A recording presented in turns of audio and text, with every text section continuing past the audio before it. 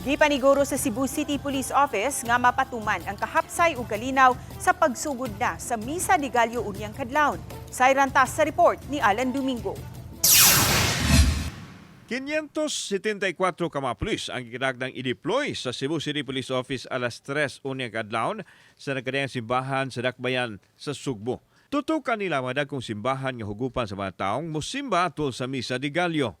Gipaubos na sa heightened alert ang kapulisan aron masiguro nga mapatuman ang kahapsay ug kalinaw sa syudad, ilabi na sa siyam ka adlaw diin ipahigayon ang Misa de Gallo. Ang atong identify sir is from station 1 to 13 nga kanang gitaw na atay categorize into major church and minor.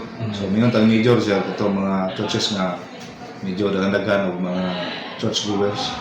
Samtang may pahimangno ang CCPO sa mga tao nga siguraduhon nga dili mabiktima sa mga kawatan, dili lang kadtong musimba kundi apil na mga kabtangan siguraduhon nga dili mahilabtan.